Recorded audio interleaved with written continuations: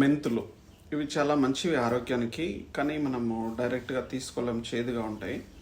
అందుకని మనము ఫుడ్లో తీసుకుంటాం కానీ చాలా తక్కువ తీసుకుంటాం.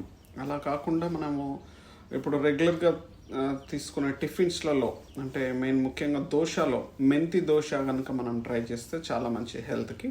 ఈ మెంతి దోశ అంటే వాటి దోశ పిండితోనే వీటిని కూడా ఒక కప్పు నానబెట్టేసి పేస్ట్ చేసుకొని రెండు కలిపేసి దోశలా వేసేసుకోవచ్చు సింపుల్గా.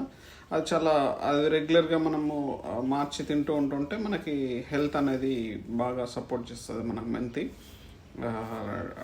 మనకి మెన్స్ట్రల్ ప్రాబ్లమ్స్ కానీ, తర్వాత హెయిర్ ప్రాబ్లమ్స్ కానీ, తర్వాత యాంటీ ఏజింగ్ లాగా కూడా పనిచేస్తుంది. ఇంకా ముఖ్యంగా షుగర్కి కూడా చాలా అద్భుతంగా పనిచేస్తుంది.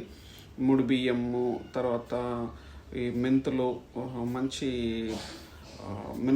మినపప్పు ఇవి